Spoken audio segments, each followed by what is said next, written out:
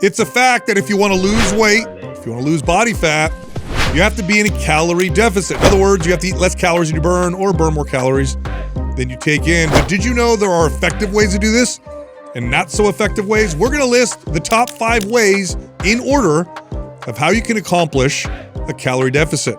Let's do this. This is cool. I know that I had messaged you over the weekend. I had done my my questions right on Instagram. Yeah. And somebody asked this question, and I thought, you know what? This is a really basically the question was, I know I need to lose weight and create a calorie deficit. Is it better to do it through food or more activity? Yes.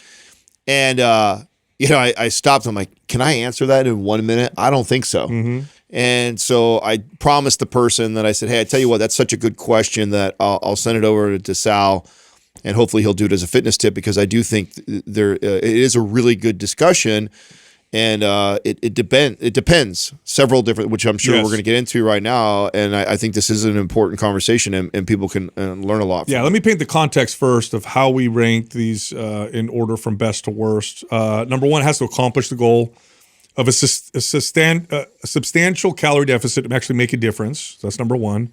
And number two, in our experience as trainers, which we trained for 2 decades, clients and trainers who train clients, it's got to be something that people will actually do, and it'll actually stick longer, okay? Because yes, you could definitely just eat less, but that's not as effective as what we're going to talk about. So the first way, the most effective way that we have found to accomplish a calorie deficit for the average person is to simply avoid heavily processed foods. Like just doing that alone tends to result in a 500 to 600 calorie reduction in calories, which is typically what's recommended when you first start on a diet to begin with. So typically when you go on a diet, the recommendation is about 500 to 600 calories below what would be considered maintenance.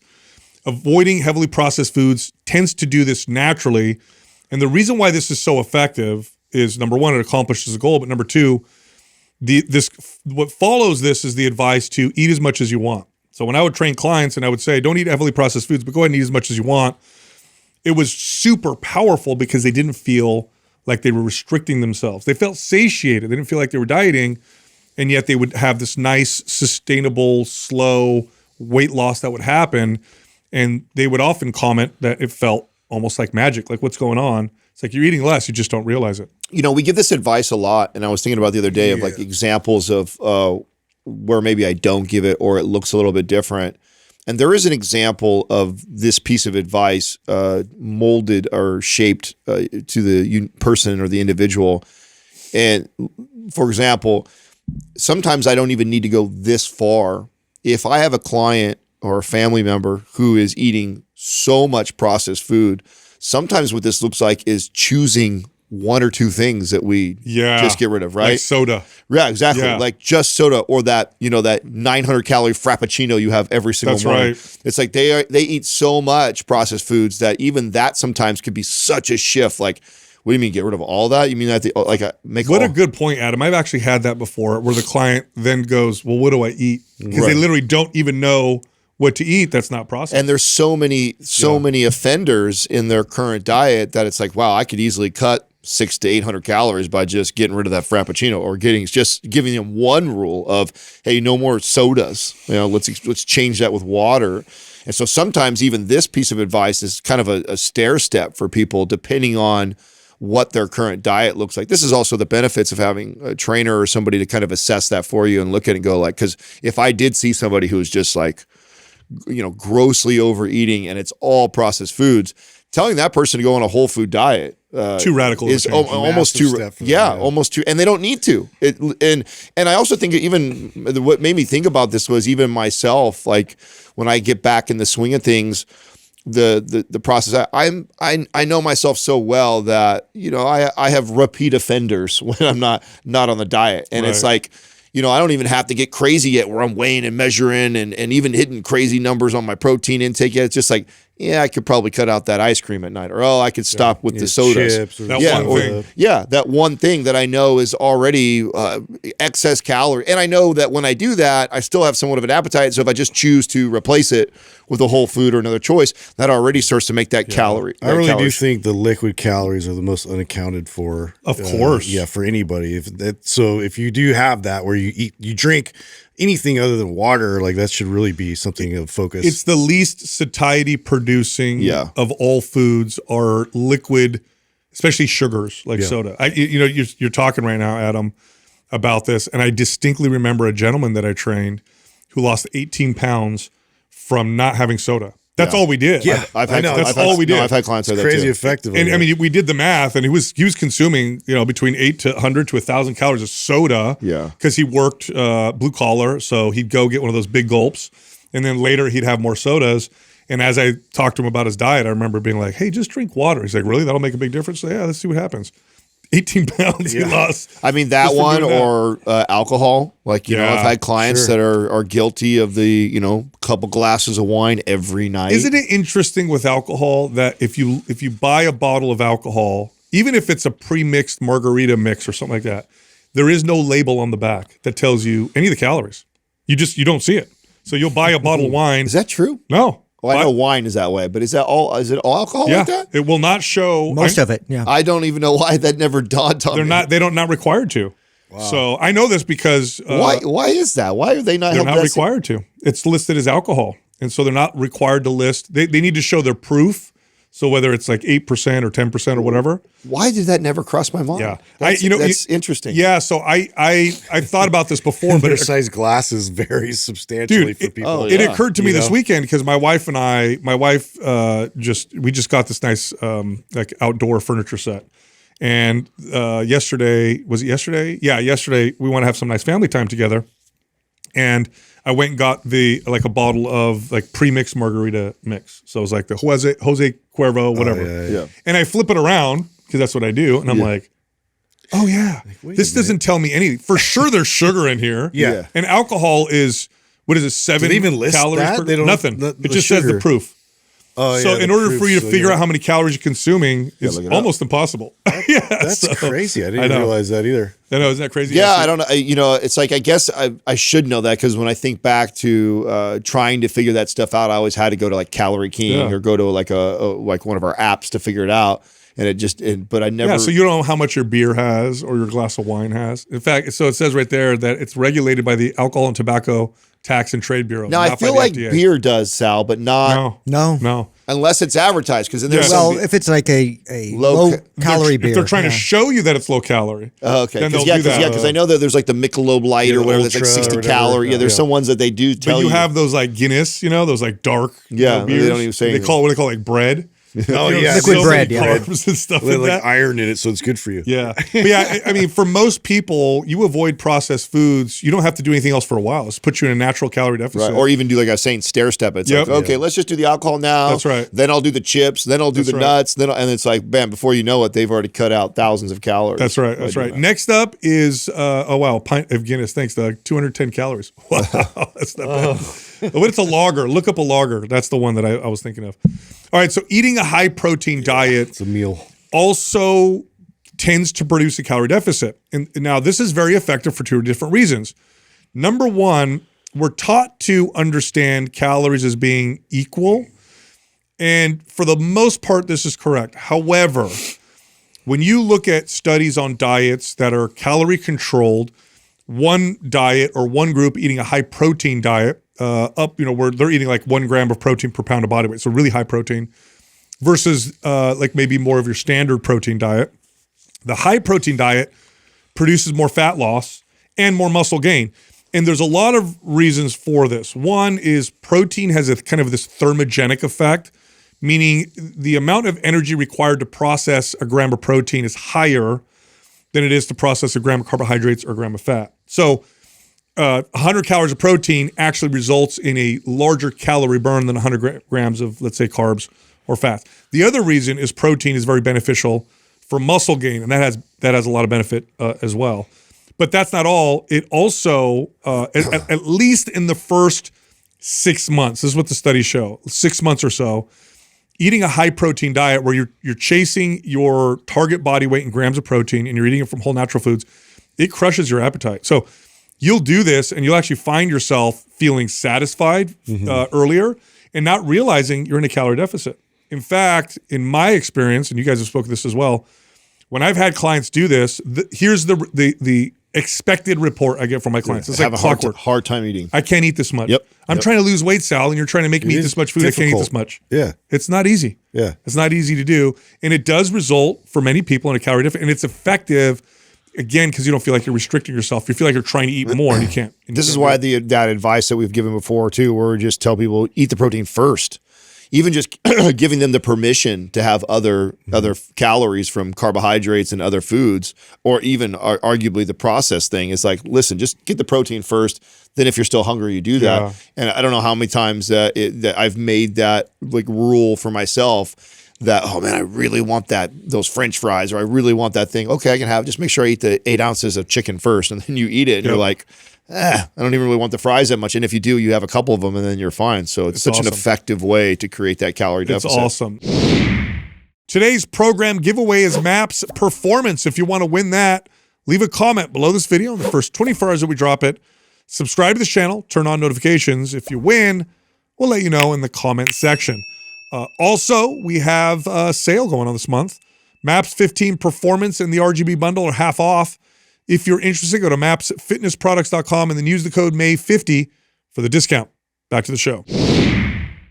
Next up would be to avoid carbohydrates. So there is a satiety effect in the short term. So we're talking about probably in a 3 to 6 month period, because this starts to even out a little later, when people just don't eat carbohydrates. One of the reasons why the ketogenic diet became so popular, there's many reasons, and I'm not saying this is the best diet for fat loss, okay?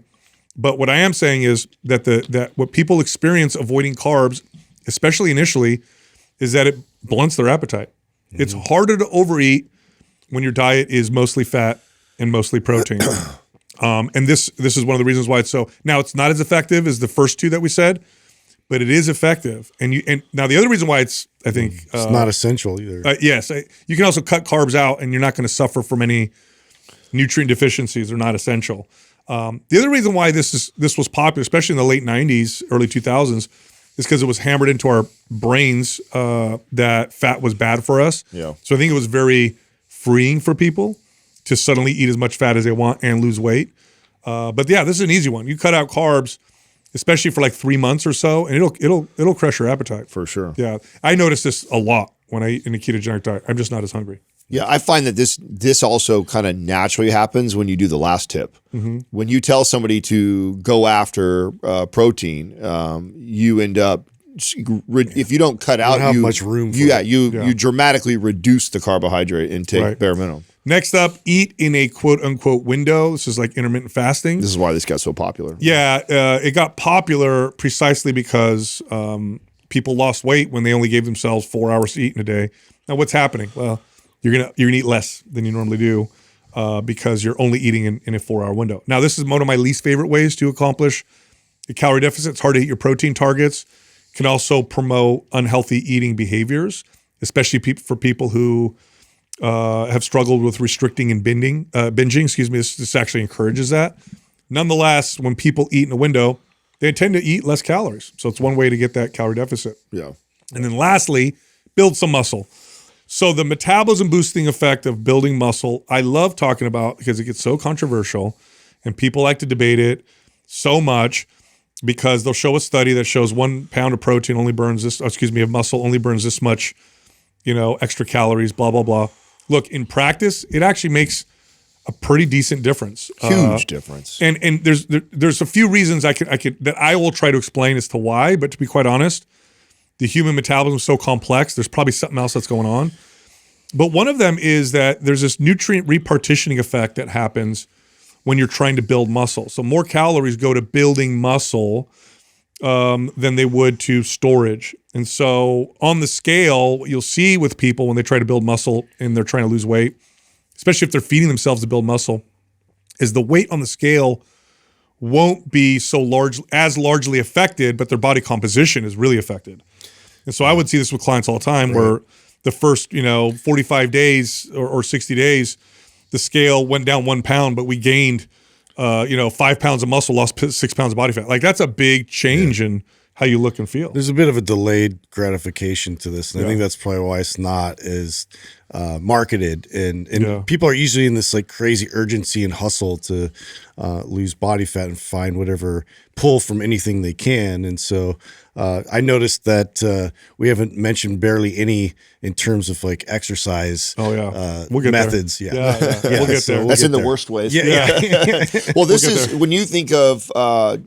Typically, I mean, there's a very small percentage that we would not go this route first. Of all the things we've listed so far, almost always, I think we could agree that when getting a client, regardless of the amount of weight they need to lose, going to building the metabolism is almost, building muscle seems to be the best strategy for people. Great point, because now people are wondering, well, if this is number 5 on your list of 1 to 5 most effective ways, why do you focus on building muscle first with your client? Here's why.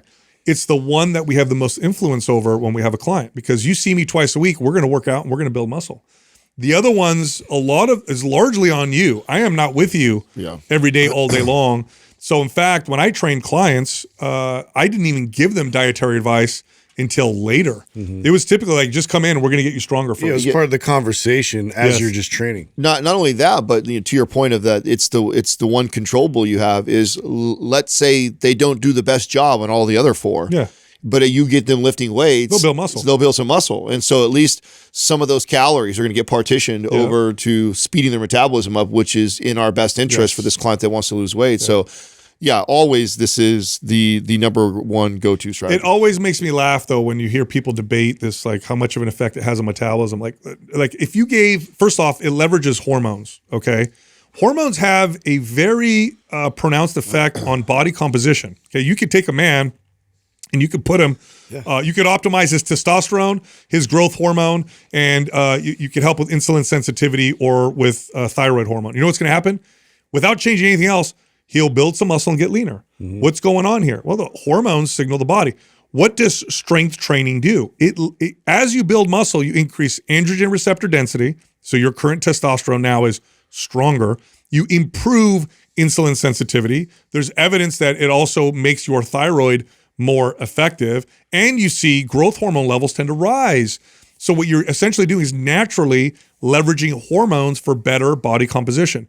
You also have your muscles burn more calories just because you have them. They're more expensive, but not just at rest. And this is where those those studies get promoted. It's not just as rest. Yes, you burn a little bit more calories of muscle at rest, but you burn a lot more calories when you're not at rest. So when you go for a walk, if you have 5 more pounds of muscle on your body, your calorie burn goes up significantly.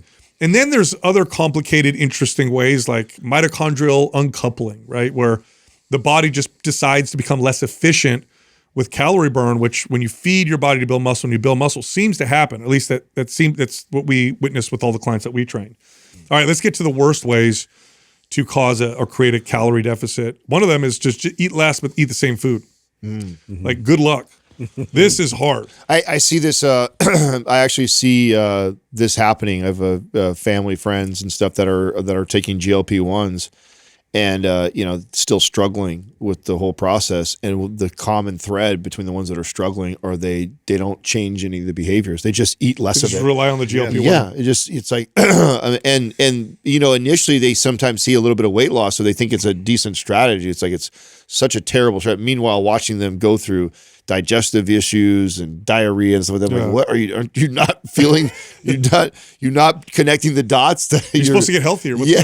But a lot of people are using it just to help the calorie restriction. And it's like, man, if you don't also start to change your eating habits and the food choices that you make while also being in a calorie deficit, then even if you see some results, it's temporary. Yes. Those habits and behaviors will end up just coming all right back. Yeah, there's 2 main reasons. There's a lot of reasons why this isn't effective, but 2 main reasons are, one, this is a white knuckling approach.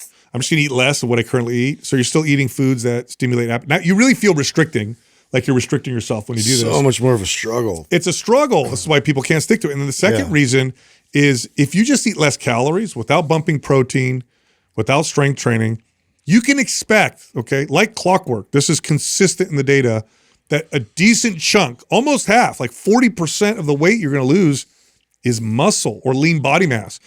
Now that's not good because, earlier I said building muscle leverages your hormones to give you better body composition. You're reversing that by losing muscle. You're actually leveraging your hormones to make you a more effective fat storing and not building muscle machine. So it's not, and then you'll plateau so hard. And we saw this. We had a group that we worked with on GLP-1s, and there were people on there who had been on a GLP-1 for a long time who had a lot of weight to lose. There was one woman who had, I think it was like 80 pounds to lose, lost 60, was eating 1,000 calories a day, and had more weight to lose and didn't know what to do. Like, where do I go from here? Yeah.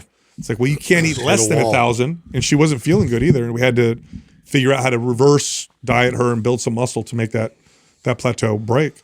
Lastly, terrible approach is just to try to burn more calories through exercise. The data on this is hilarious. It is a fail. Such a losing strategy. Losing strategy. Now, exercising more and moving more will improve your health, okay? So it is good for you.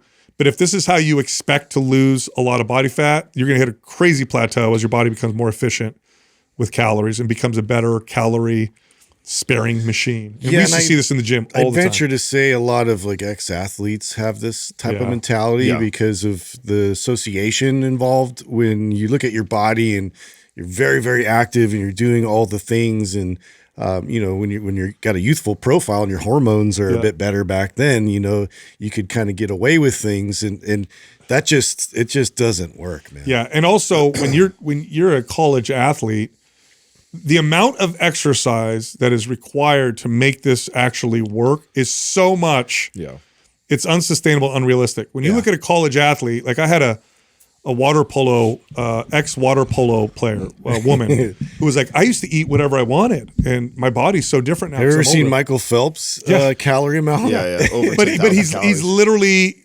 training his ass off in the pool 6 hours every day. Yeah. Every single day. Yeah, but keep in mind, okay, what a great example to bring up. Part of why he can eat that much and burn that much is also because he's worked his way up there. This is how crazy the body is. If he didn't care about being gold medals and he was just a swimmer who was active like that and kept his diet the same, his body would have adapted to that. Yeah. Which this was the conversation I really wanted to have, was, and you kind of set it up a little bit different to get here. But why this is such a bad strategy is most people have yo-yo dieted, and they've gotten to a place where their metabolism is so slow that they're like, okay, Adam, they hire me, and it's like, okay, they have, say, 30, 40 pounds to lose, and we start to track where they need to be calorie-wise, and they're already eating like only 1,300, 1,500 calories. And it's you see this with women a lot. So it's the only other method is to exercise more. And so they go, okay, take that person who's only eating 1,300 calories, that's what they have to be at, just to be in a little bit of a deficit, because their body has already done this up and down yo-yo dieting so many times, that just trying to create a bunch of activity to create that deficit to lose weight is such a terrible strategy. We'd be far better off building muscle, right? Focusing on actually going after muscle, going after building to speed that metabolism up, so that then we could create an activity gap or create a real calorie deficit to lose, because that's where most people are when they come to you. Like, most people that would hire us have already kind of tried this on their own so many times through the lots of activity and cutting calories, and they've reached a place where they have a very slow metabolic rate.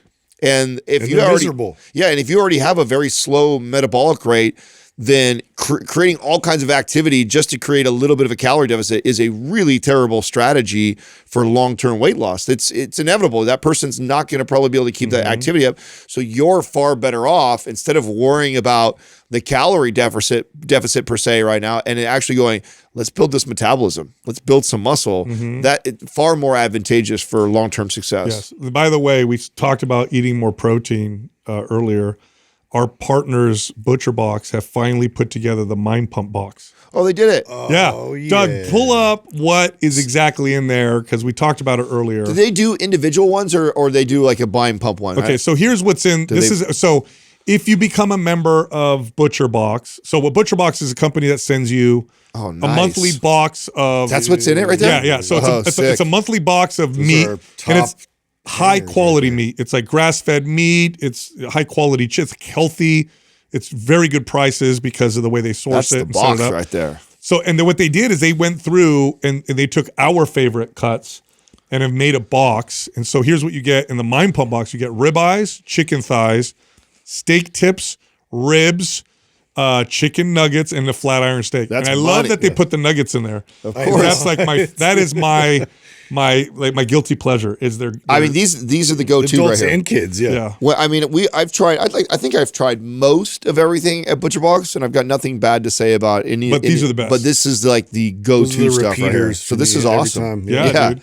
So now it's on the website. Does it say Mind Pump Box? Is that what it's? Yes. Mm-hmm. Oh, very cool. Isn't that cool? Yeah, now yeah. you can also modify it, so you're not stuck. Yeah, with yeah, it. yeah. But I mean, that's a good. Like, I don't know if you're a listener and you've been curious about starting and trying. Like, what a way to start is on the stuff that we've been touting as our favorites as like a good box to start with. And they're still giving them the free. They're also going to add more free stuff to it. So it's free chicken breast, ground beef, or salmon added to every box for a whole year. So if I was doing that, I would add the ground beef. Of course, yes. Because you already got the chicken thighs. I don't need the rest. Yeah, salmon, I'm not big. The ground beef with that stack is like perfect. I tell you what, it's 75%. My kids, my two little ones, 75% of their meat is the ground beef, the grass-fed ground beef, because we mix it with rice. Yep. And it's so easy, and it's That's what Max does. Tacos. If he's not doing the chicken nuggets, it's the ground beef. We do a lot of bison at our house too. Oh yeah. I don't know if you guys do a lot of bison or not. We do a lot of bison. I think. What did the buffalo say to his son when he went off to college?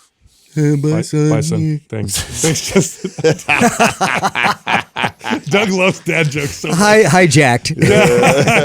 Love it. It's the punchline. I was cooking up Butcher Box this weekend. That's what I was on the grill. I did the chicken thighs, and I saw you had corn on the cob this morning. I'm like, we've been craving that. I don't know if it's the weather right now, and it's like it's getting nice. Yeah. So it's like barbecue chicken thighs and corn on the cob. It's a great combination. It is such a good combination. Hey, so I was reading up on the power of the placebo effect. I'll tell you guys why in a second, but I got some stats on the placebo effect. I trip out on that all the time, bro. Yeah, it's remarkable. I've probably read a lot of these same studies. Oh, dude, it's remarkable. I got to read to you guys. So, okay, so the placebo effect. I wrote a bunch of notes here.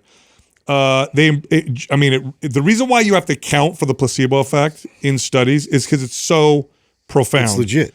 In particular, it's for the kind of subjective types of effects like mood, pain, etc. In studies, you guys want to know how much the placebo effect affects people? 20 to 30%. Yeah. 20 to 30%.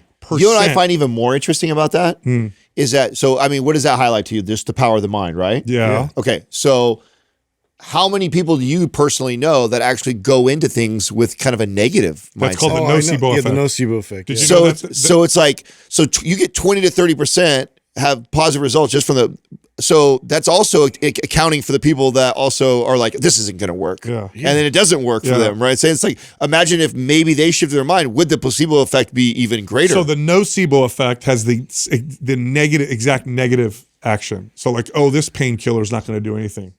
20 to 30% people or less will notice any symptom relief. See, that's wild to me. So trip off this. So I went deep into this, right? 20 to 30% of trial patients will say, oh, I have less pain. Did you guys know that there's active drugs that have that same effect? Yeah. The same size of an effect on that. Yeah. Mm-hmm. Now, I looked up what have we discovered that really influences this? It's the context. A doctor that's convincing. Yeah. A professional setting. A cult leader. And a brand name pill will do this as well. So if they see it and it says like some kind of a brand name, it makes an effect as well. So, and by the way, this reminds me of, remember that study I talked about where they this is all perception. Okay. One of the most powerful crazy placebo effects I ever read about was that knee pain study. Do you guys remember that one? Mm-hmm. Where they took two groups of people who actually had like knee issues. Like they could image it and see arthritis. One group, they just cut the knee open and sewed it back up. The other group, they did the surgery, same effects. Everybody had the same pain relief. And it was such a powerful placebo effect. They just cut it and then just re-sewed it. They didn't do anything. Nothing. And it was a powerful effect because you look like you had surgery. Yeah. So the context really amplifies. It's so interesting that you went this route. I had something in my notes that I was like, I don't even know where the hell I'm going to bring this up, but it fits so perfectly for what you're talking about right now. Because have you guys ever heard of mind movies? Mind movies? Yeah, go to mindmovies.com. So I just recently heard about this, and I briefly went down the rabbit hole. I didn't go super deep yet, but I wanted to ask you guys about it. And the fact that you're bringing up this whole placebo thing makes me go, oh my God, this is like a perfect time to bring this whole thing up. So it's this company, and I think they help create these movies for you. But basically, you're supposed to like write down like all the things that you like want to manage. Yeah, you want to dream. Like I want to have a 50-foot yacht and a house. All the things you dream about. I want to drive these 3 cars. I want to have 4 kids. I want all these things. This is all manifest. And then they help you create this movie, and you're supposed to watch it 2 to 3 minutes every day. And there's supposedly the outcome and the power of it is like super wild. It's total law of attraction type stuff. Yeah. So not normally my jam or anything. I don't know if I'd want to put not my jam. I wonder what kind of weird shit they're getting in there. I don't know, but I mean, I want to dream about. To your point of the power of the mind and the thought of you, and then that people have been doing this forever, right? The vision boards. Vision boards have been around forever. I mean, that's a very popular thing. A lot of people who use them totally attest to like, man, that made a big difference for me. Was putting it up there, like, and visually see it every day. I think this is like the next level to that, right? Like actually going, I'm going to watch it. I mean, there's something to it. It's really interesting when you have mindset where you're really focused on something, and it's just the collection of like how you behave like after that going into your day is what matters. Right? Okay, this is so true. People don't even realize like you think you see and perceive everything that your eyes look at. You don't. You only perceive what you focus on. Want to. Yep. There's that famous study where the red car thing that they they're passing the basketball back and forth. You have to count how many times, and a guy with a gorilla suit walks through, and you don't even see him, even though he walks right in front of your. This is how field magicians are able to trick everybody. That's right. Yeah. And so, if you, for example, this is why gratitude is a practice, because our brains are not wired to make us happy; they're wired to keep us alive. So what you tend to focus on is the stuff that makes you survive, like, oh, that's scary, that's causing anxiety, don't do that, rather than the things like the daily things that can bring you joy. So that's why you have to practice it, because you actually start to train your perception to notice the daily blessings. Have they ever done like a real clinical study on hypnotism? Yes. Because I would love to see that. Yes. Mainly because of like, if you can tap into like your subconscious of like how the underlying perception is working. Yeah. You know? They found in studies that there are some people that it really works on and some people that it doesn't. Yeah, isn't that so? I thought there's like a strategy for the hypnotist to look for sift out. Right. There's supposed to be certain people that are more susceptible to it, and they have kind of a trained eye to know it. I don't remember what it was. I remember reading about it before. Something to be with like the way they're paying attention or distracted or something like that. More influential versus somebody else. Yeah. He's done a lot of. Do you remember what it was? All this stuff just totally like converges with my passions of for cult leaders. Oh, totally. That's exactly. I mean, they know how to pick those people out, and then they get them all in one group. But then the power. Then imagine the power of that too when you get they prey off people off of the placebo effect all the time. Hey, sorry to interrupt. Look, I have a free guide that teaches you how to lose fat in 3 steps, just 3 steps that will burn the most amount of body fat and help keep it off. This guide is totally free. We're giving it to everybody right now. If you want it, click on the link at the top of the description below. All right, back to the show. That's so funny. So what's funny about this is I was having a conversation. The reason why I looked up the placebo effect is I was having a conversation with a friend of mine who he's agnostic and he wants to come to the faith. I was talking to him back and forth. Science guy, super smart dude. He's a MIT, he's an MIT student, very intelligent. And so, we were talking data. And I said, have you seen the data on the effect that regular church going and reading the Bible does on people's lives? And he goes, no. So we started talking about this. And the effects are incredible, like a reduction, 84% reduction in depression, dramatic improvement in feeling happy, purpose, dramatic reduction in all-cause mortality, which is huge. And we were talking about this. I said, do you think it's just the placebo effect? So we looked it up, and actually, the placebo effect would not account for all of it. And so we talked, and is it placebo effect plus community plus practice? Discipline. Maybe you can add all of that up to explain it. And I said, you know what the trick is, though? I said, first off, there isn't anything I've found to have as pronounced of a powerful positive effect on your entire life as the data shows going to church and reading the Bible regularly. Nothing comes close to it. I said, if it is a placebo effect, you know what the trick is? You have to believe it.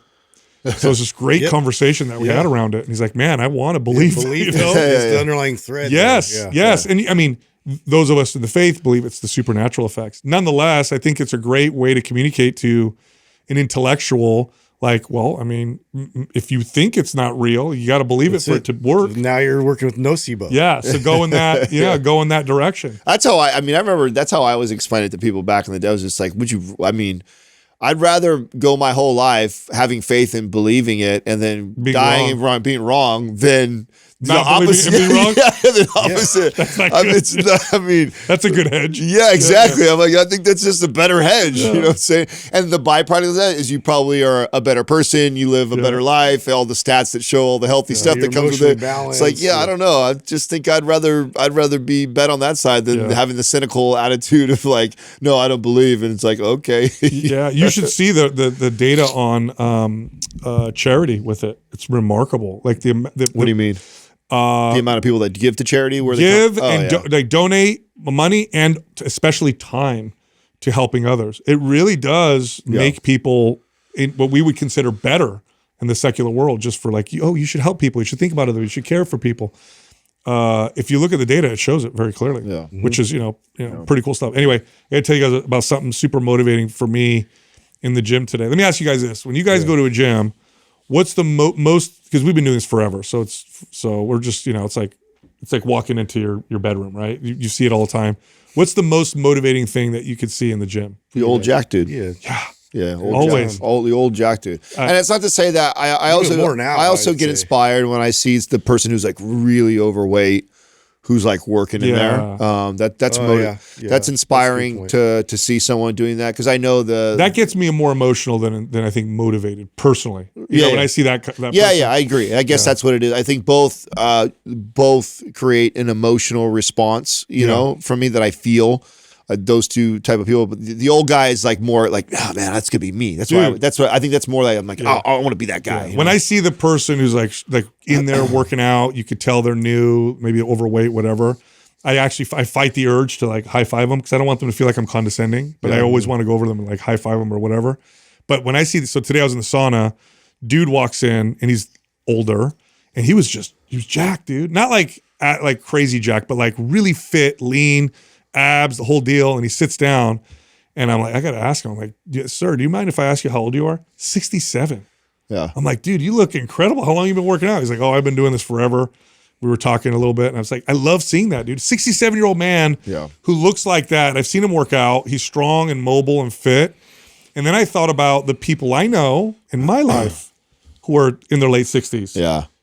So different. Medications, hospital visits, they're in pain, knee surgeries, and dude, now what a difference. Is it?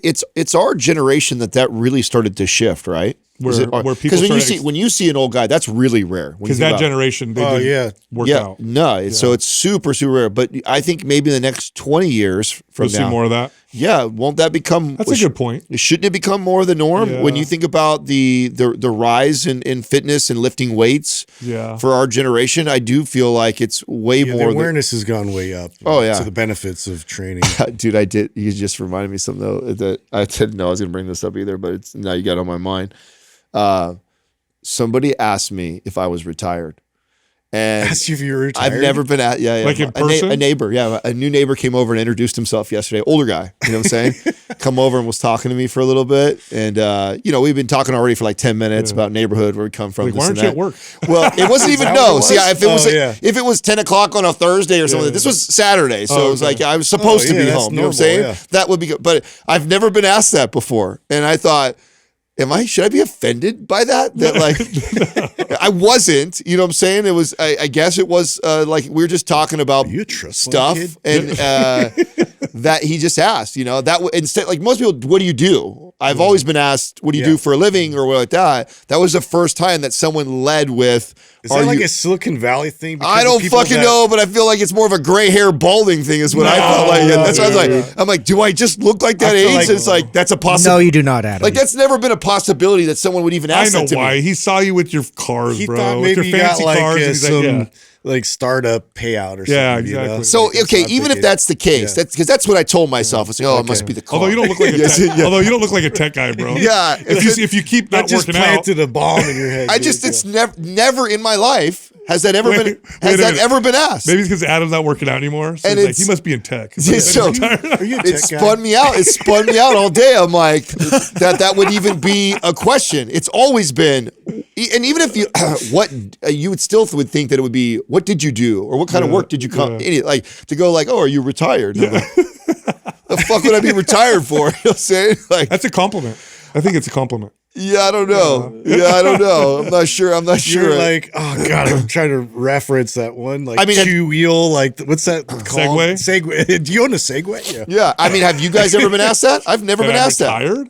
I've not as a leading question. No. I've never been asked that, and it wasn't like we were talking about business before, and I even had the opportunity to talk about Mind Pump and success. None of that stuff. Yeah. It was just we had been talking about actually where we lived and family and everything like that. Oh, wow. And it was on a Saturday or a Sunday. I don't remember what day it was. It was a weekend. I mean, I've met like one younger person that was like retired, and I was always like, that's so strange. Yeah, to me, I took it as like I could actually be that age now, where someone could ask like that's a possibility. Like I'm obviously I'm obviously not old, but I'm obviously not young enough that like if I looked like I was 20 or in my teens, you don't even what do you do for work? Yeah, but you're old enough to potentially have retired. Yeah, that's at- why at a- in this at a tech area. company. So that's In this area. Okay, Yeah, so that's what was so interesting to me is like that was a first for me. I have never even possibly looked the part that somebody would even ask. Did you that ask question. him? Why'd you say that?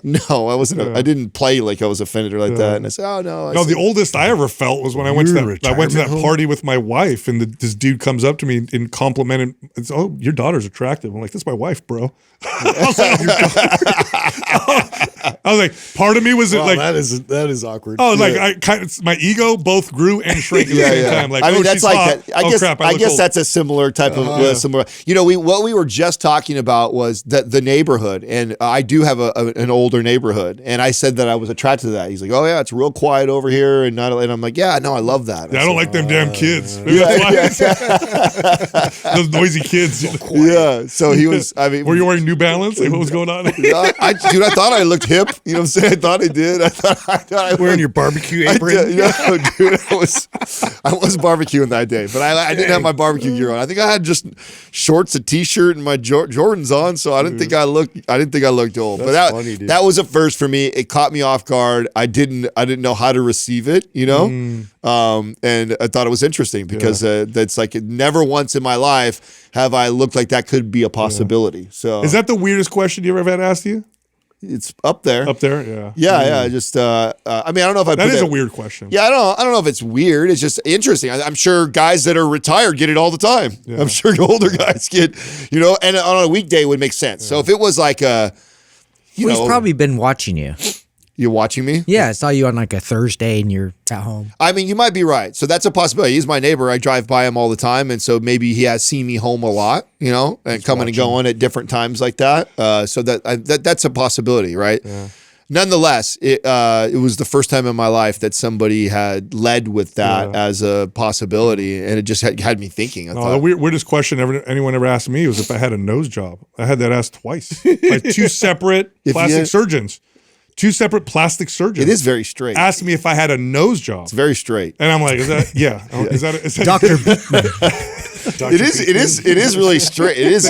It is really straight. Screw you guys. Although even though it's beaky, it's symmetrical. You know what I'm saying? Oh, it's He said Dr. Beekman. Dr. Beekman. Thanks.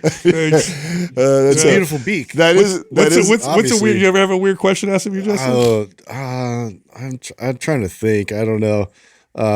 Butt implants. One? Yeah, it was probably Are those real? Probably something about swinging. Like, What? You've got that before. Stop. I know So he you got sucked you into that real quick. He's like, "Come on, guys, you know you got that." Is that where you're at? You're in Cabo? Yeah, Cabo. In that older That's couple. a weird place. Oh, they bought the street. Well, I told you the weird. Remember probably the weirdest was when I got the invitation to go do the cocktail service. With no shirt on, and then it was like leading to You wedding. almost did it. Yeah, well, because $10,000. $10,000 very weird. back then that was a lot of money to me. I was like $10,000 for a weekend. thinking? Like, I walk around my shirt off. I could do that. Tell me more. Chad, I'm not gay, but 10 grand is 10 grand. Let's do this.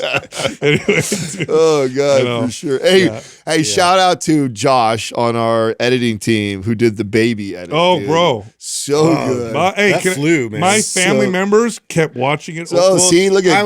I told Adam because, like, I mean, my parents loosely kind of pay attention to what I do, but they've never shared anything. Like, and my dad shared that on Facebook, and I was like, "Oh my God!" Obviously, that did something if my dad shared. That's how good that was. Yeah. It was so good. I don't know I don't know if it's the cut to Doug that has me the hardest. I don't know if it was the cut where Justin goes like he's eating peanut butter. If that cut did it, or the one to you. There's one where you do it cuts to you, or you say you make a sound you think like a girl or something like that. No, but after there's another one that you do that like did an expression. I don't know. It was such a great edit to choose because of the banter that went back AI and is forth. getting wild with that, man. Isn't it cool? I know. It is your little baby beard. That's what it was. I wonder. Oh yeah, the watch and the shoes had me going too. Dude. The fact that Josh had to put some of that together. You notice the little subtleties of AI though, right? That remember the AI would always do the 5 or 6 fingers or that. Yeah. And you notice my thing behind me, the jersey. No. So the AI picked up on it that it was a jersey and but it was a football player. So such a random, subtle when you think about how accurate and how amazing it is, but then it has weird quirks like that. Like, it's so good that it can make us look like babies and all this great detail. But then like a subtle thing that's a basketball jersey behind us is whatever the algorithm didn't pick it up or the whatever, and then it makes it into a football player. I thought that was dude. This was it the dead internet theory is really like grabbing me. Oh yeah. Yeah. Remind me what that is again. So that AI actually has become sentient, or where it basically thinks for itself and has been copying and replicating. So most of what we see on the internet is just what like the AI now wants us to see. Yeah. And I was we wouldn't know. Well, we wouldn't know. It's weird just because of all these like they've actually like cracked down and found even more companies that just deliberately put AI bots in to create discourse and in conversation, and people are arguing just with like robots. Have you guys? They're not even real. Did you guys hear about the study that Facebook did in 2012 that they talked about? That they did a study. Is that the one where they were talking? They had to shut it down in that one? No. They did it's not AI, but just to show you the power of social media, they took a bunch of people and took out the positive comments underneath posts and stuff, and then with other people, they took out the negative comments, and it affected the people. Oh, of course, for months. Oh, of course. After they changed it back, because it changed what people were looking at, their perception of things, their mood. For months. So now, okay, back to when you started being like, "Wow, this is moving so fast!" Like the shift from the pendulum to this to now all of a sudden it's all conservative. Yeah, like I think those shifts are so quick now. Because of that. Yep. Like because they can really just add in their influence. Like I agree. Like at a degree that social contagion is a real thing. Wow. Do you know what is widely perceived to be a social contagion? Anorexia. Yeah, in fact, Google that, Doug. Anorexia, social contagion. It wasn't on the radar until not that long ago. I forgot what decade it was, and then suddenly it spread like wildfire. This restricting yourself to that point wasn't ever even really a thing. Interesting. Yeah, and there's. I wonder, to your point, Justin, if we're going to see crazy like political leaning shifts like that happen more rapid than we've ever seen. Like we have this, like, I feel like there's this super conservative movement right now, but like watch it only last like a year. Yeah. And then we go the other way again, and then that only lasts a year or less, and then it goes back, and then we just we're getting ping pong. I know. That's the next one coming. That's not cool. Like, let us enjoy this for a little bit. I don't like that. Well, anyway, speaking of cool tech and stuff, I was really diving into Brain FM. And really, Brain. Okay, so if people aren't familiar, so Brain FM, it's there is nobody else that does this. This is their own unique way of inducing states of mind or brain wave states. In other words, we know what brain wave states look like when you're focused on something, or when you're meditating, or when you're sleeping. And what Brain.fm has done is they know how to use sounds to induce those brain wave states. Okay. But there's this positive feedback loop that happens with Brain FM, meaning when I listen to Focus, 10 minutes into listening to it, I am more focused. But then because I'm focusing on something, it's giving more more feedback to my brain being in that state. Yeah. So I achieve, and I know, Justin, you've talked about this, a hyper-focused state with it. It takes about 10 minutes, and I get this really hyper-focused. I don't want to say tunneling effect, but it definitely like shuts off like just my surroundings, and it just really helps me lock in. Do you guys think that's the same science to support what I talked about a long time ago? I remember the first time Tom Bilyeu, the very first time he was on our show a long time ago, he talked about listening to audiobooks on like 3 speed. Oh yeah. And I thought that was, and for someone like me who's always struggled the attention part, I thought, well, that's a stupid idea. That'll make it even more difficult to pay attention to. And he's like, no. You have to work your way up to that, but it'll have the opposite effect. And I thought, that's weird. And sure as shit, it blew my mind when I started listening to books at 2.5, 3 speed, and I was retaining more. And what I attribute to what I feel like is happening is it's moving so fast that my brain has to really focus in on it, and it doesn't allow me to kind of get distracted. And then now if I listen to something on normal speed, I can easily my thoughts will trail off, and it's like, oh shit, I gotta rewind that. I didn't hear what it said. And then I gotta go. And so, but when it's really fast like that, my brain to your tunnel gets kind of tunnel vision on the thing, and I get more out of it. I think that's really, I don't think that's talked about enough as a strategy. If you're listening right now and ever tried, I haven't tried that. Oh my God. I heard a lot of people speed our conversations up. Yes, a lot of people listen to our stuff that's faster. Weird. But that's because we probably look at it more, but there's a lot of people that are consuming our content for education. Yeah. So it makes sense from an educational point that you're like, I want to get through a lot of the fluff, and I want to get just a good meat out of and it. And they're long enough where, they're trying to get through. If you've never done that, Sal, I haven't done it. It is, and maybe too, I don't know if there is a genetic thing for me, it's such a big deal because maybe you don't have as much of a problem with trailing off when you're reading. I do. That has always been a struggle for me. Reading in school, that was the hardest part. Was that I just trail off. I have to read the same page over so many times. It was so frustrating. But that has been the biggest hack for me with all these books that I've consumed. 90% of them are through Audible. I just have to. The only time now I'll ever pick up a book and read is if I'm on vacation and I'm doing it more for leisure than I am to learn. But if I'm going into something I want to learn, I'm gonna start. And it's like a muscle. It's been a while since I just listened to one with Katrina that long ago, and I think we're listening at 1.5 speed. But I can't go right to 3. I have to work up to it. Oh, okay. I got to go 1.5. You did say that before. Yeah, I got to go 1.5 for probably a little while. I don't know, maybe a half a book or what like that, and then I can go up a half. I can go about up half speed. Every half a book, and then by the time I'm on book 3 or so, I'm burning at 3. And then when you're doing it at 3 speed, you're consuming that book in a third of the time it would take you. So you can knock books out fast. Right. I'll try that. Well, with Brain FM, when I use it is when I'm writing or trying to focus on a subject that I want to bring up on the show or something like that. That's the best for writing. And it's about 10 minutes. It's really weird. I feel the switch at about 10 minutes in where I start. At first, I'm like, okay, it's just nothing. And then 10 minutes in is well, and you enjoy listening to because there's other options like the classical options, it's music. Classical piano. It's not just random sounds. Yeah. Oh. Probiotics improve your gut health, skin health, mental health, and studies now show they help you build muscle and improve your strength and performance. Which one do you go with? Go with the best. The world's best probiotic is Seed. Go check them out. Go to seed.com/mindpump. Use the code 25mindpump. Get 25% off. Back to the show. This segment of the podcast is brought to you by Mind Pump Fitness Coaching. This is the #1 course that teaches trainers and coaches how to build sustainable 6-figure plus businesses and careers in fitness. Look, it's roundtable based.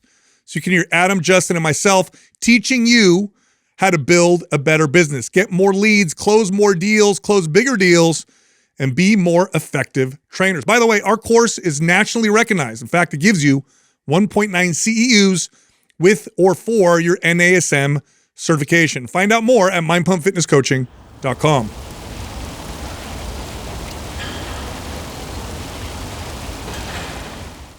Our first caller is Ben from Scotland. What's up, Ben? How you doing, Ben? What's going on, dude? Hey guys, how you doing? Thank you so much for having me on. Means a lot. You got it, man. Sure. How can we help you?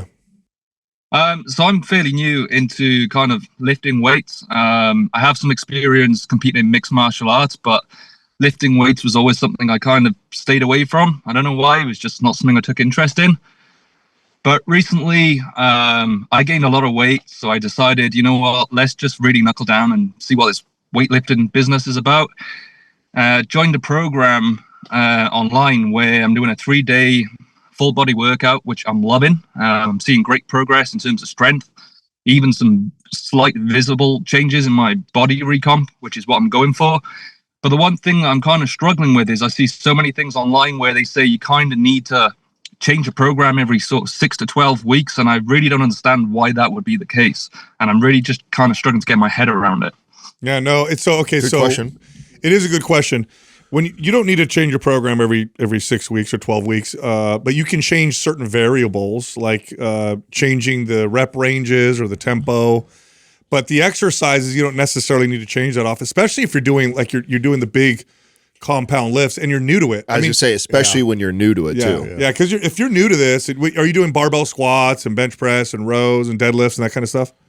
Yeah, so it's mostly the compound movements. So it's 6 big compound movements and a few sort of ab workouts and isolation movements just to kind of touch on the things I'm maybe struggling with a little bit. You're fine for a long time. Yeah, you're totally fine for solid. a long. And if you're getting stronger, you're doing great. I would say probably 9 months, a year into it, then you would probably want to go into a program that would, focus on maybe unilateral work or lateral exercises. Otherwise, you could develop certain imbalances. But you're fine. You're fine for a while. What I'd love to do, Ben, is I'll have Doug send you our MAPS Anabolic program, which is also a 3-day-a-week full body routine. Follow something like that. And then at some point, I'll also have him send you a link to MAPS Performance, which if you could toggle between those two programs indefinitely. But what that does is it adds some unilateral work, some rotational work, changes up a few exercises. This is actually a good question, Ben, because you did MMA for a while. So I'm going to assume that, of course, you like the composition changes. You like building muscle, but you probably don't want to sacrifice athleticism, right? Is that something still value to you? A little bit, but I mean, that was sort of 5 years ago. And it was mainly just the fact I put on sort of 40 odd pounds over the 5 years just by not exercising and having a really bad diet. So I kind of cleaned everything up, sorted my diet out, and went into the main compound movements because I knew they were the best value for money in terms of my time, and only being able to do 3 days a week. But I don't know whether then should I advance to 4 days a week. But I'm just loving what I'm doing, and I just really don't want to change too much. You're doing perfect, bro. Fine. You're in the sweet spot. Yeah. So. And how's your diet? It's great. It's great. I'm doing a body recomp, so I'm eating maybe just a little bit less than maintenance, but really clean eating, high protein. And yeah, I want to stay on the path that I'm on, but the more I kind of research, the more I look into things, I start questioning myself, and that's what's led me off the track before is questioning what I'm doing. No, you're doing good. You're doing the right thing, bro. You're doing good, and if you're progressing, you're doing great. And you could, like Sal said, you could technically follow that all year long, no problem. But what I'd like to do is have Doug, send you MAPS Anabolic, so you got that, you can follow that, and that way the programming is laid out for you. And the way it's designed is, it's almost like what most people call one program, we have or what would call 3 programs, we have one. So in other words, there's 3 phases within this one program. Yeah, so if you follow MAPS Anabolic, it changes. So how Sal talked about changing the rep ranges and things like that, we do that for you. So it's built into the program so that you don't have to go follow another program. And that what you're reading online, just to clarify it, to get some confusion out, there is some truth to it. Like if you did the same exercises, the same rep range, the same rest periods indefinitely, they're over within a decent amount of time, your body would adapt to it, and your progress would plateau, and you would stop seeing results. And so then it would be important to change your program up. Yeah. Now there's a little caveat to that, is that when you're a newbie, a beginner, that's a lot longer because the exercises are new, and as you're probably feeling and learning, like you've got a full year. You've got really good progress. You've got a year of really getting good at squatting and overhead pressing, all those movements. So it doesn't apply as much to you, but it will apply to you in the near future. That you will want to change it up. Now, what's great, the way we write all of our programs, is we build that into the program. So that you could just follow a program and you're fine. And so I'm gonna have Doug send MAPS Anabolic to you. And then if you were to do any other program, I would tell you to move over to MAPS Performance at some point. And maybe what you do is you move to that program when you start to see your progress slow down. But so long as your progress, you're getting stronger, you're noticing visible change. No aches and pains. Yeah, no aches, no pain. I mean, you just keep going what you're doing. You're doing good. Perfect. Cool. Thank you so much. All right, man. Thanks All right, for Ben. calling in. Thank you. Take it easy. All right, dude. His I think he was on the wrong side of the car. Did you see that steering wheel? Yeah. When you first get started, you've got a full year of getting good at the basics. You don't need to do a bunch. Not only do you not need to do them, if you switch up too often, and especially in the beginning, you're actually You're progressing going to confuse your body. Yeah. Well, I like this conversation because it's a bit nuanced because yes, but then it could also be no. When would it be no? Well, if you decide to do leg press, leg extensions, machine chest press, you do that for a whole year and I guarantee you're going to I don't care how new you are. You're going to see, you're going to plateau pretty hard and fast. But the complexity of getting good at a barbell squat, good at a barbell overhead press, it extends that. This is another reason why those movements are so valuable is because of the difficulty, the challenge, the technique of it. And so you can reap the benefits for a long time. And then if you're a newbie, it's even longer amount of time. He's doing the most valuable exercises. So Yes. that's why he can extend that quite some time. Our next caller is Margie from Pennsylvania. Margie, what's happening? How you doing, Margie? Hello. Hi, guys. How are you? Good. We're great. How are you? Good, thanks. Okay, I will jump right into my question. So I did a bulk this winter for 4 months. Prior to the bulk, I was maintaining about 128 pounds at 2,000 calories. For my bulk, I ate 2,400 calories. And then let me just jump back real quick. I had a coach through this whole process. When I started my cut, which was the beginning of March, my coach had me drop back to 2,000, but I kind of ate more like 1,900, 1,950. After 2 weeks of not seeing any progress at all, he dropped me down to just below 1,500. And then I still wasn't making any progress at all. So when I submitted my question, I was 4 weeks into the cut. Now I'm 10 weeks into the cut. So I was at 1,900 and then I was at about 1,450. Absolutely in 9 weeks, feel like I've made no progress at all in my cut. And I feel like whenever I've been listening to you and you guys say that, if you increase your calories, you go through a bulk, that you don't have to cut that drastically for your cut if you've gained some muscle. But I feel like I shouldn't be eating at 1,400 calories and not making progress. I'm wondering if I'm not eating enough.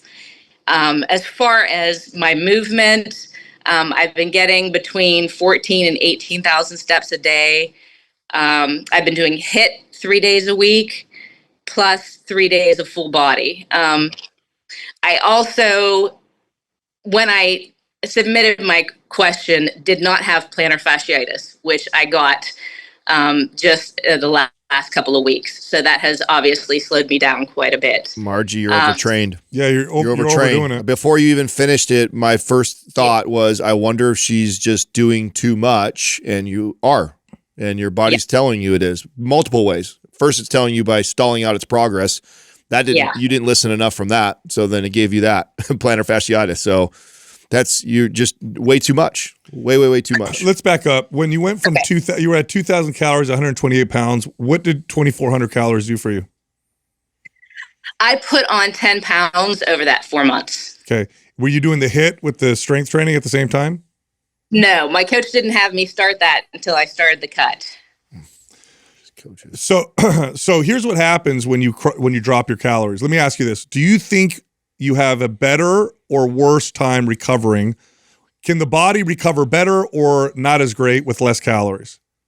Oh, not as great at all. So adding more volume in a cut is a massive mistake. Yeah, it's so weird. This is the part. Okay, let me tell you something about coaches that coach competitors. This was like the thing that I always used to tell the guys. It would crack me up when I'd see these coaches with these competitors. My peers, I would see them go into this hardcore cut, and then all of a sudden they increase everything. The rep range, they shorten the rest periods, they add the Stairmaster, and I'd be like, what are they doing? Like, you were doing less and building muscle. You reduce your calories. Let your metabolism do the rest. Let the cutting the calories lean you out. You don't need to do a bunch of extra activity, or keep your calories high and do the extra activity. Doing the combination of the two is the worst idea. You would have done better. Your HIIT would have done better with the high calories than it does in the low calories. That's for sure. Yeah. Although I wouldn't want you to do HIIT 6 days a week. So 3 days HIIT, 3 days strength training is too much. Yeah. So what I would do is I'd take off the HIIT, stick to strength training, bring your calories back up to 2,000, stay there for a while, slowly build up, and then when you want to do the cut. Don't throw a bunch of extra activity at it. Yeah, and you could walk. So the way I would always, with the competitors, and we're getting ready for show, and we're trying to create a larger calorie deficit, we do it through walking, not through high intensity or more volume in the weightlifting, because you're in a calorie reduction.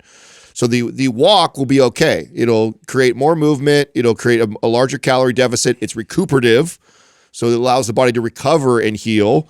But doing something that's high intensity or adding more volume to our already current training program is just not a great move. So, is this coach somebody who trains competitors? Is that what kind of coach is I this? I don't know. I don't think he does.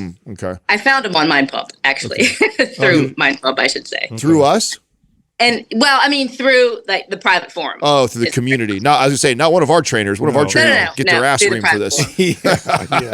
And he's been great and super supportive, because I have been mentally super struggling with the cut and feeling like I've been making no progress. So I've been like, and when I tell you, like, when he's like, "Are you measuring your food?" Like, I am. Like, if I eat a grape, I'm recording it. Like, I measure and weigh everything. I'm very strict. I never I'm like on it. So I'm like, I'm doing everything perfect and that he's telling me to do, and nothing, getting nowhere. No, to go down 1,000 calories and then add 3 additional days of exercise is like a recipe and for high disaster. intensity, not just exercise. I mean, that's your steps are great. Strength training is great. 3 days a week. I would get you back up to 2,000. Let's get you strong. Get some strength first. The other part too, the other thing you can do too, Margie, is because you could do the bulk and then cut. You can also just slowly increase calories and get strong and go back to the training with the 3 days a week. Focus on getting strong and just keep slowly adding calories and just watch what happens. I bet you'll build muscle and lean out if you do it slow.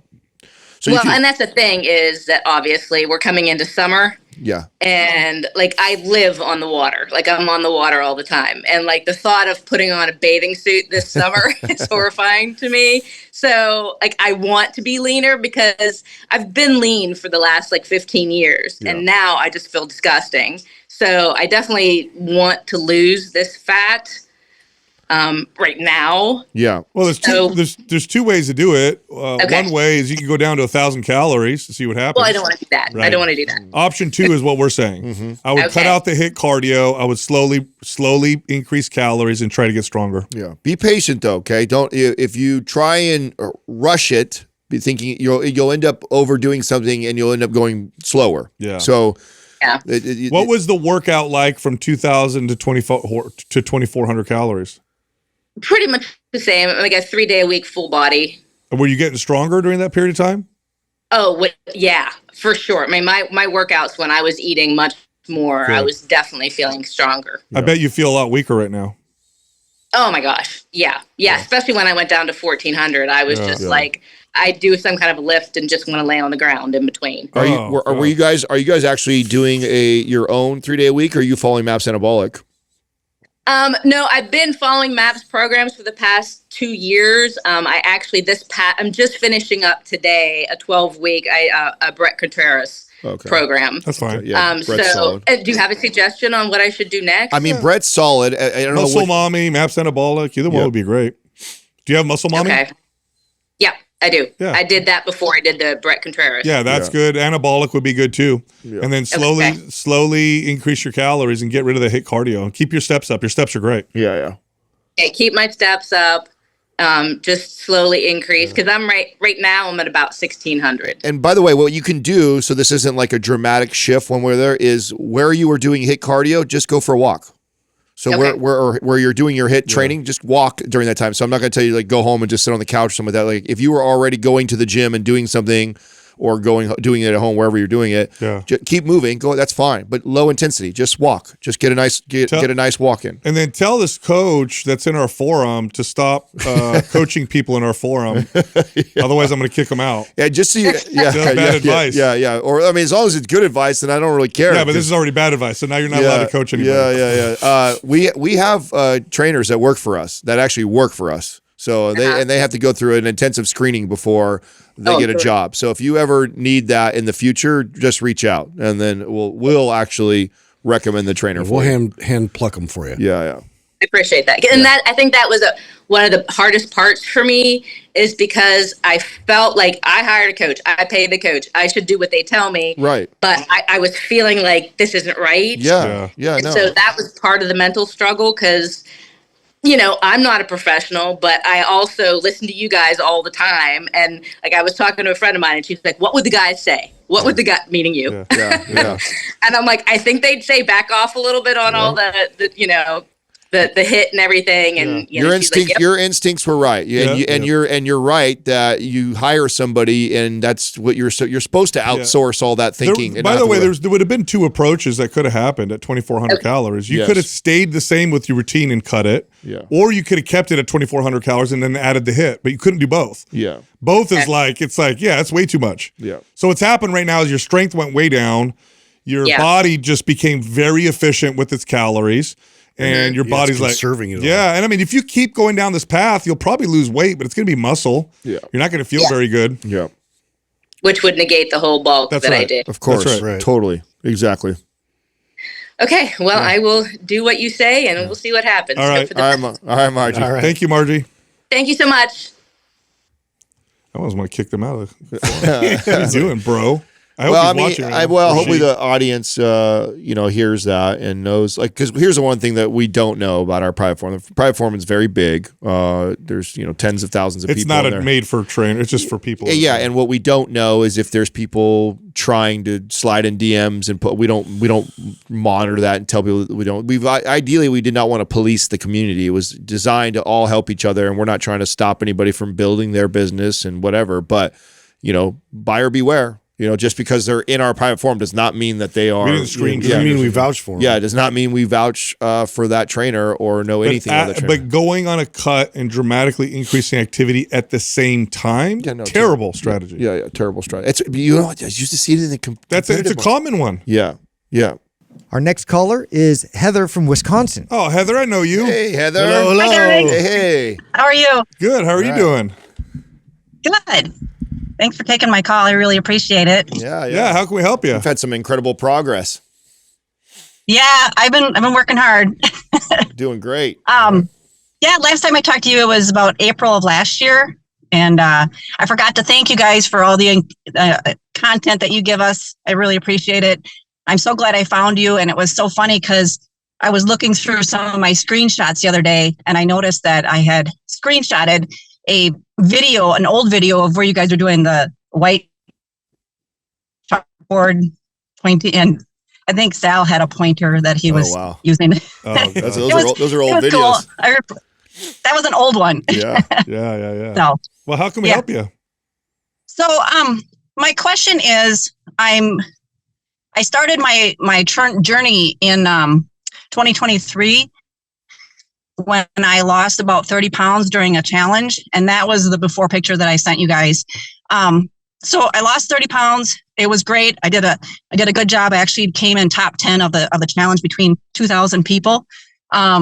So I went through a bulk during September to January of last year, and I felt like I did a really good job. I got my calories up to 2,400. My protein always stayed the same. When I did this next challenge, I work with a coach, and I did the next challenge, and even I'm almost done with it. Actually, I only lost about 10 pounds, and I know the scale doesn't really matter. My problem was, and I hope you guys can shed some light on it, I went from 2,400 calories. She took me down, not super hard right away, but it was the 2-week increments. She took me down on calories and bumped me up on cardio. Now, I know you guys always say, if you have a trainer that puts you on a lot of cardio right away, fire them. Well, I'm not in the position to fire her. It was just for a challenge. So I don't know how I can go from 2,400 calories setting up in a bulk. And I did good. I felt strong, and then go down so drastically in the calories. And then so much up on the cardio. It was just walking. How is it possible that I stall? I mean, the scale stopped moving, which I know that the scale, I let it get in my head a little bit. I know that's not the end all be all information, but I was actually gaining weight on the scale. And so I just was curious as to why that happens. Yeah. So how low, so you were cut out for a second. How low did your calories get?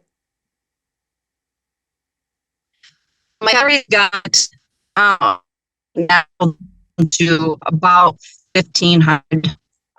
She did give me keys, and that really helped spark my hunger, which is really weird because as I'm dropping in calories, my hunger cues aren't really there. So I even posted a question in the forum, the private forum, asking about that because I'm not hungry, even though my calories are dropping, and I feel like I did put on some muscle during that bulk.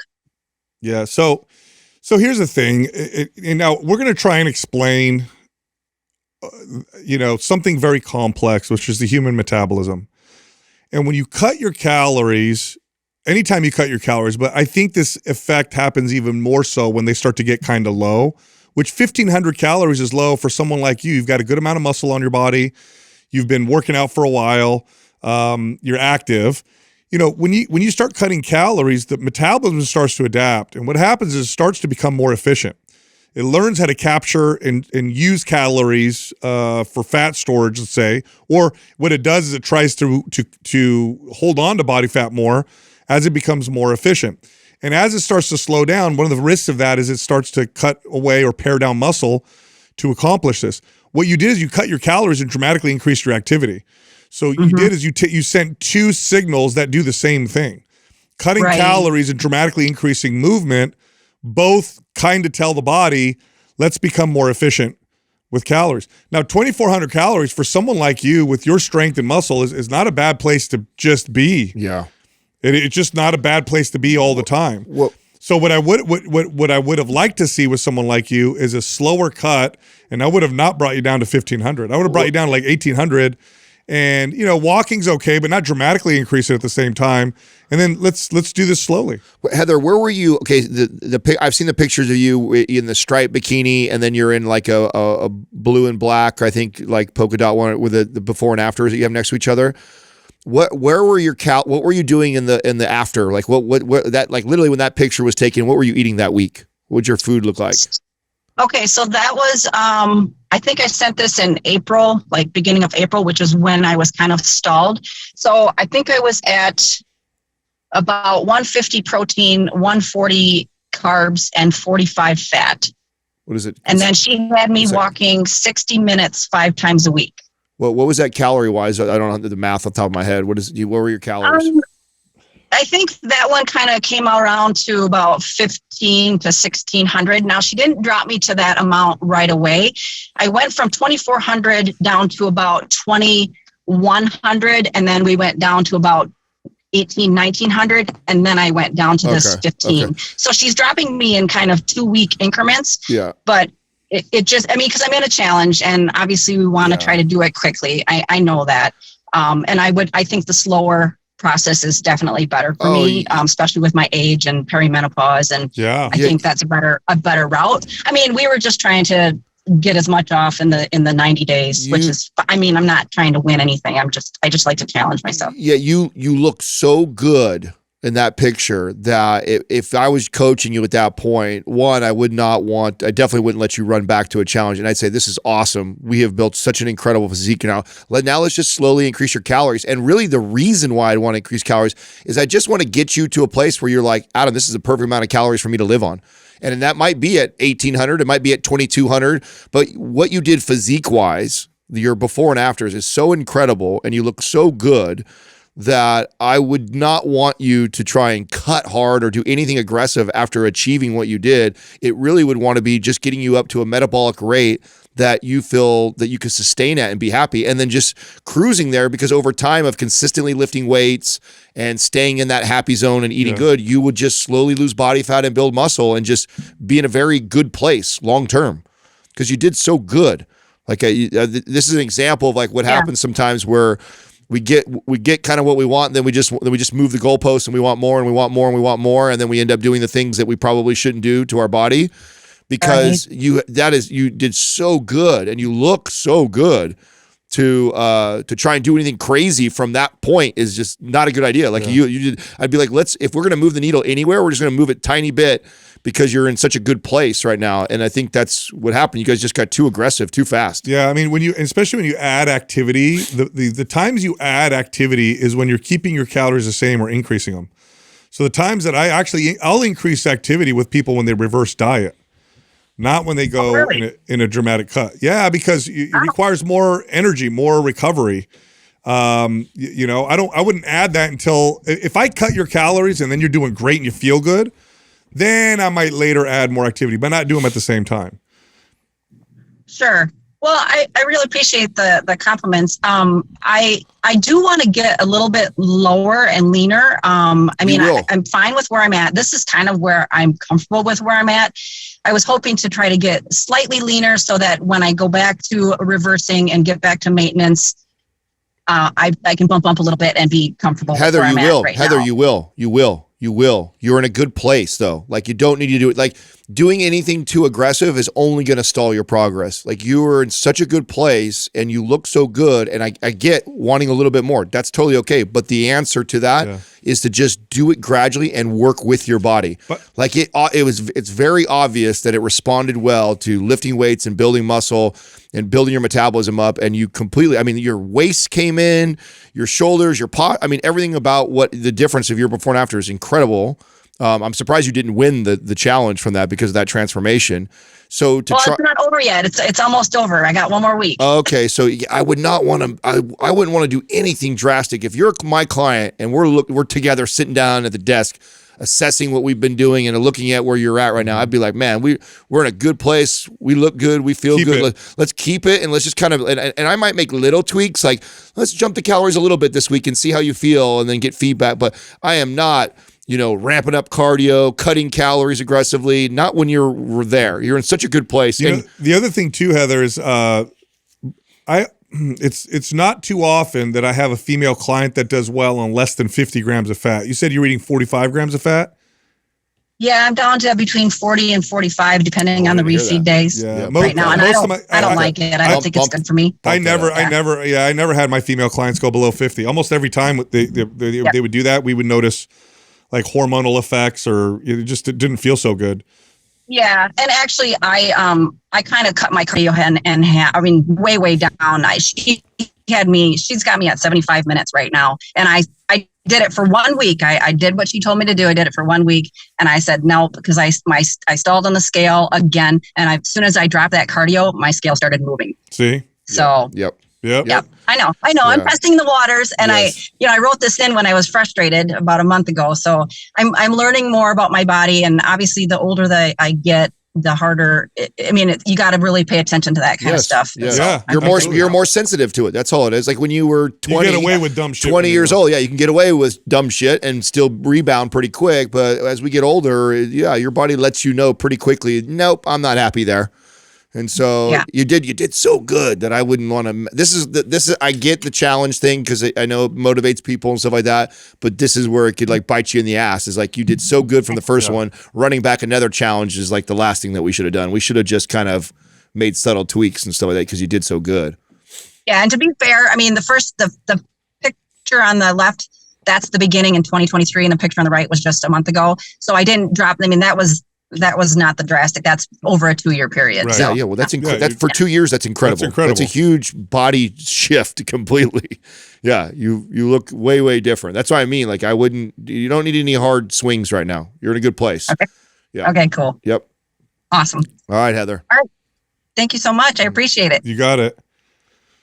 I mean, I've done this to myself. Did she give us her height and weight? I was trying to see if I could find she's got those other pictures in the forum. Because the other thing, and I didn't want to, you don't want to say this to a woman, but she doesn't look like she's this tiny little short petite thing. She looks like she's got good bone structure and she could put muscle on. I don't think she's very tall, but she definitely builds muscle. There's some pictures that she posted in the forum. Yeah, and where so she's flexing and she's got great muscle. And let me tell you, somebody who is like more solid, thicker bone that puts on muscle, that they do even worse on low calorie like that. Their body does better, higher calorie, building muscle. That's you lean into that. Like there's body types, and I tell you, there's certain people that do better with that. You don't do good with someone like this trying to just cut calories But I know I've done that to myself where I'm doing really well on a cut, and then I'm like, cool, let's add more stuff, and then stall.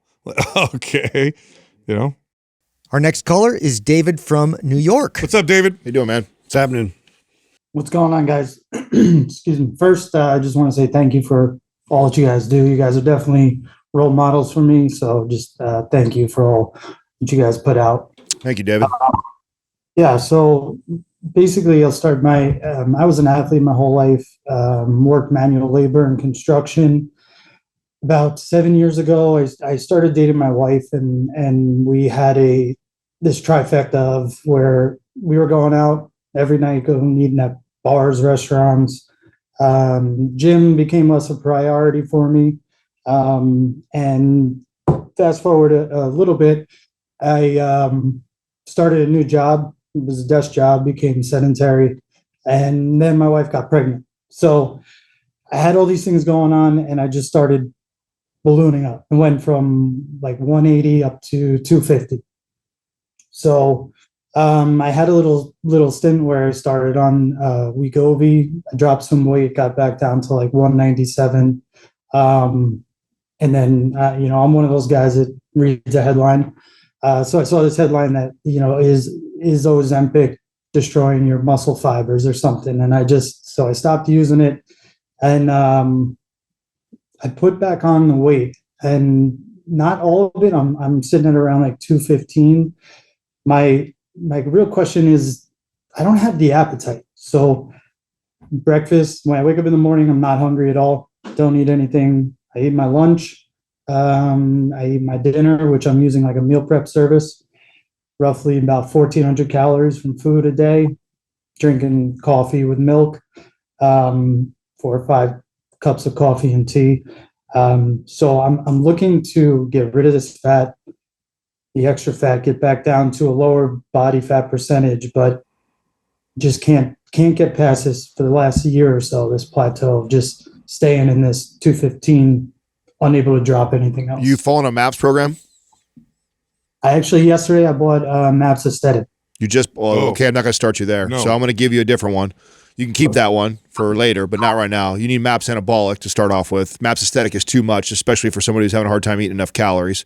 But hopefully what happens, okay, and this is totally normal, especially coming off of Wegovy or Ozempic, any of those, is appetite's just crushed and you just don't have any desire to eat enough of the protein and things that you need. Once you start doing a good lifting program like a MAPS Anabolic, that should stimulate it. You should feel the appetite start to increase from lifting, squats, deadlifts, the big movements that are going to be in that programming. And then the next main goal or focus for you is hitting that protein intake. It sounds like that'll probably be one of the harder things combined with the MAPS Anabolic program. And I think you're going to start to see some really nice change right away, right from that. Yeah, I think too, if you can really target breakfast, and I know it's like I went through this period because I did a lot of fasting before and would skip a lot of breakfast, but to get protein in and make that a priority, first thing, it took a few weeks and then really started to stimulate that appetite again on top of the heavyweight training. David, you got to just start slow. So what I would do if you were my client is I'd have you follow MAPS Anabolic. It's 2 days a week. I'd have you walk after breakfast, lunch, and dinner for 5 to 10 minutes. That's the walking. And then start your day with a protein shake, 40 to 50 grams, since you have no appetite. For lunch, make sure you get 40 to 50 grams of protein. And for dinner, do the same thing. Eat the protein first. Just start there. That'll take you far, by the way. If you just did that, Keep it simple. You're gonna get pretty far. For about 6 months or so, you'll see progress. just do that. Don't add to that, because you're gonna be tempted to want to add a bunch of stuff to it. But what it sounds like is you feel like you're stuck in the mud. You got to get out of it. So start slow. Just do that. And you'll progress for 6 months at least. Another nice hack for stimulating appetite, or for somebody who doesn't have an appetite in the morning, is I love those new Greek yogurts. It sounds like you can handle dairy, so you're fine. Those Oikos or whatever brand, they have 20 grams of protein in that little cup. That's real easy to shuttle that down. And that right there, if you like, that's kind of what I do. I have the same thing. If when I'm not training consistently, I fall off of breakfast. I'll eat my first meal at noon or 1, and then I don't have an appetite, and my body adapts to that. So when I got to kick it back up, and I know it's time to build muscle again, I got to build this metabolism, I've got to get that breakfast in, and I know I don't have an appetite. So I start with that. A week or 2 of lifting heavy and doing that, and my appetite starts to come back, and then I can start to eat like a real breakfast with a lot of calories. So, but what Sal said is perfect, man. That's it. You stay on that course. Literally 10 minutes after breakfast of a walk, 10 minutes after lunch, 10 minutes after dinner every day. That's it. 2 days a week of strength training, what's MAPS anabolic. Eat 40, 50 grams of protein for breakfast, lunch, and dinner. Eat it first. For breakfast, you could do a shake or the yogurt. That's it. Do that. You'll progress for at least 6 months, if not for a year, just doing that. You don't have to add anything to that. Okay. And so from anabolic, would I switch to aesthetic at any point, or just stick with that for 6 months? That's down the road. Way down the road. Yeah, there's no. You'll progress for it literally for 6 months to a year just doing that. I tell you what, I definitely wouldn't even want you touching aesthetic until if you were my client, we're training, and I knew I had that in my back pocket to train you. It would be when your appetite has been cranking, and you're eating 4,000 calories, you're feeling like a beast in the gym, and you're like, Adam, what else can we do? And I'm like, all right, let's see if you can handle aesthetic. Until you feel like that, we don't even need to fuck with that. In fact, if you add that now, you're probably gonna you'll plateau. You'll see no results. You might see a little bit for a couple weeks, and then you'll hit a hard plateau. That's just because you're doing something right, but not a good idea to follow that. Anabolic, we're gonna send it over to you. The prescription that Doug or that Sal gave you is perfect. Follow that, and then just are you in our private forum? I'm not. Okay, I'm gonna have Doug put you in the private forum too. So as you're going through this. If you have the urge to do anything stupid, just DM us or message us, and then we'll keep your head straight and focused. How old is your baby, by the way? I have a 3-year-old and a 2-year-old. Okay. Cool. Good for you. All right, good. So you got a little bit. Your sleep is kind of normal, so it's not too terrible. Somewhat. Yeah, somewhat. All right. Good for you. Yeah, that's it, dude. Just do that and trust us. Don't add anything to it. That's the one way you'll mess this up, is if you don't do it or if you add to it. Yeah. Don't add anything. If you get an itch to do that, go for a walk. That's what you can do. So if you're feeling anxious and you want to do more, go for a nice walk, and you can walk for as long as you want. Just go for a walk. Okay. Cool. Awesome. Thank you, guys. Appreciate it. All right, David. Man. Take care. Yeah, good. So good advice, because you know what happens when you're in that position, you feel stuck. Yeah. Is you either go all or nothing. Yeah. And by the way, going all in results in you stopping at some point. I'm so glad we caught him too, because now an undereater going to MAPS aesthetic is like the recipe for, and then you think it's us. These guys don't know how to program. It's one of our highest volume programs. No, that's and again, I like my advice is you can do aesthetic when I get that feedback from you. When you're just a beast, you're already living in the gym. Yeah, you're killing it in the gym. Your squats already up 100 pounds. Your appetite's through the roof. It's like, okay, let's see what we got. Let's see. Then we can throw that way. All right, I know you liked that episode. If you did, check this one out. How strong should you be? Ever wonder if you're actually strong, or at least compared to people like yourself? Today's episode, we're going to talk about that, and we're going to help you determine how strong you should be, and also talk about the steps to getting strong as fast as possible. In fact, we're going to talk about the fastest way to get bigger and stronger all at the same time. I know keeps Adam up at night. Yes, it does, actually. And I know that you wrote a really complex episode here, but I think Justin's metric has been the one